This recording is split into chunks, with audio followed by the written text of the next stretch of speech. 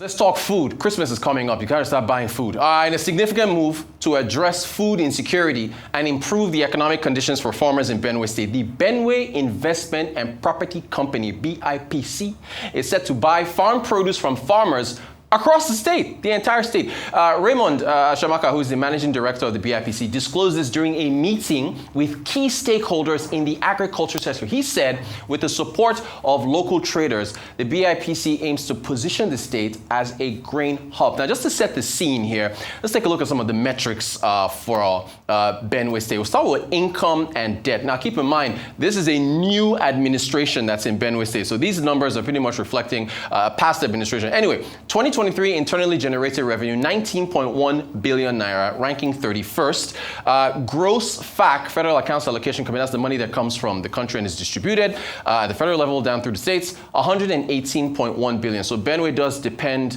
more on FAC than its own revenues. Now, foreign debt, some of the numbers that just came out from the Bureau of Statistics as far as the second quarter of 2024, 26 million naira. If you do an exchange rate of 1,600, that's about 41 billion. And then domestic debt is 116.8. So you're looking at about 156 billion in total between foreign and domestic. Now, if we've talked a lot about inflation, so headline CPI for Benue as of October, 28.22. For Nigeria, that's 3.88, so it is lower than the national figure. Food CPI, 35.54, also lower than Nigeria's figures at 39.16. Dr. Raymond Asemakaha, he is with us, Managing Director, CEO of the Benue Investment and Property Company. He's in our Abuja studios.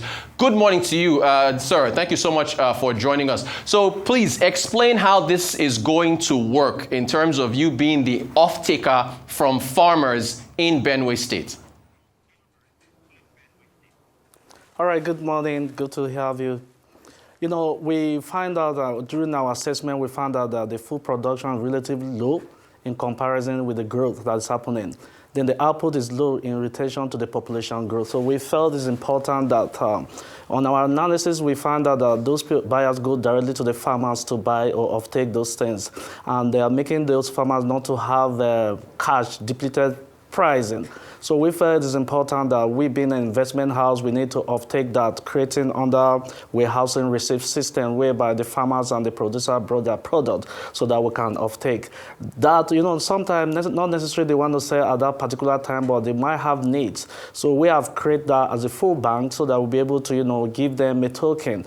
Not necessarily when they want to sell at that time, but at, when they want to make use of the product, we could always give them funding for that aspect. That is why BIPC have created that warehousing receipt system in place to plug those farmers so that they will be able to, we have taken those products and they will be able to also go back to the farm and farm. That is one of the things that we are put in place.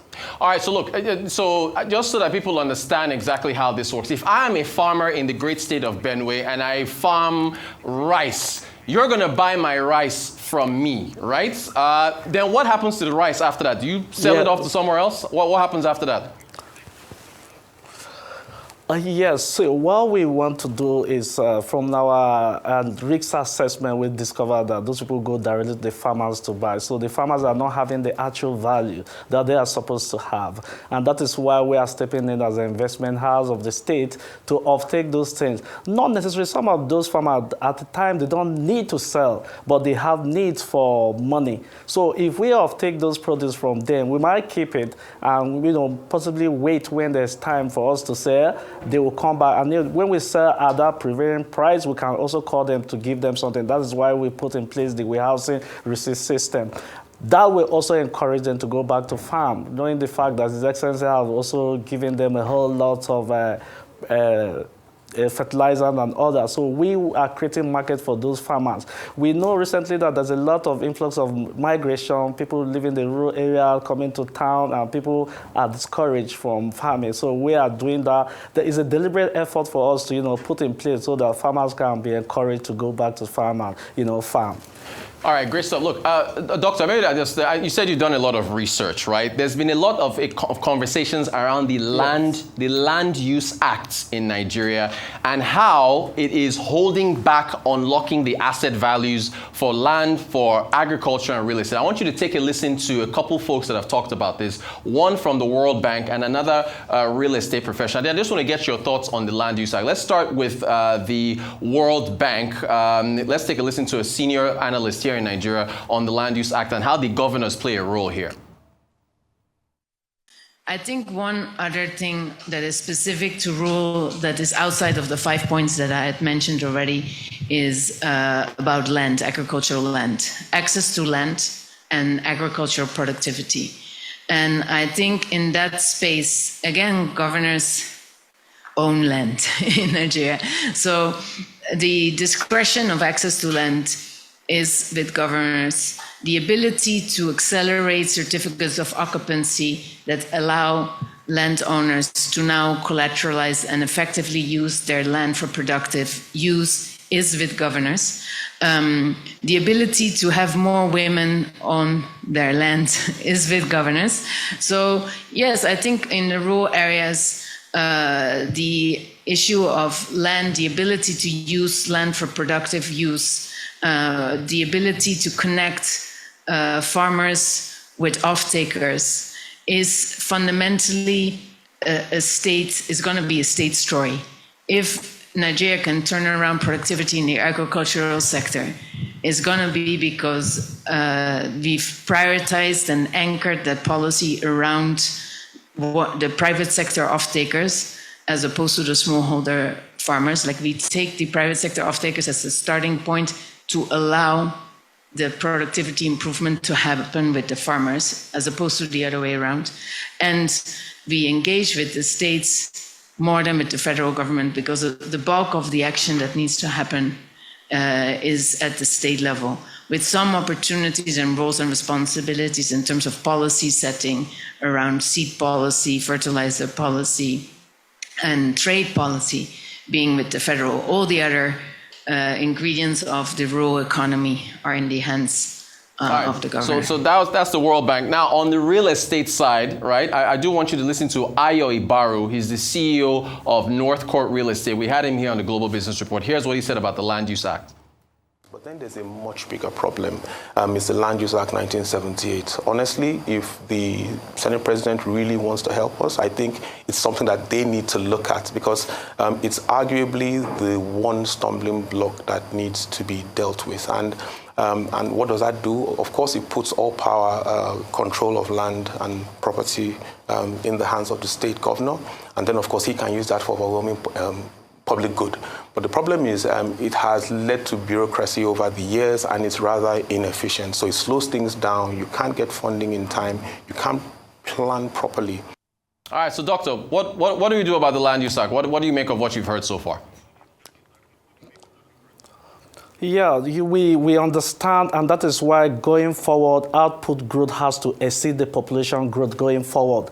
We understand the modalities, and that is why, like in my state, recently, His Excellency, the Executive Governor, reactivated the ADC, Agricultural Development Center, because we know that they are going to, in conjunction with the Ministry of Agriculture, map up all those land, because we have understand the cost of anomalies in the state, in the country, and we found out that for micro businesses to grow, we must have those people pulling the net. And that's why we are bringing all those policies in place. In my state, we also have what they call Benue Investment Company, Benue Investment and Promotion Agency. They are drawing the policy because we understand and we know that output is low in relation to population growth. And the only way is for us to go back to the drawing board to bring all these things and bring financial engineering mechanism approach that will help to drive this process. And that is why we are doing the outlook of the state in a different degradation.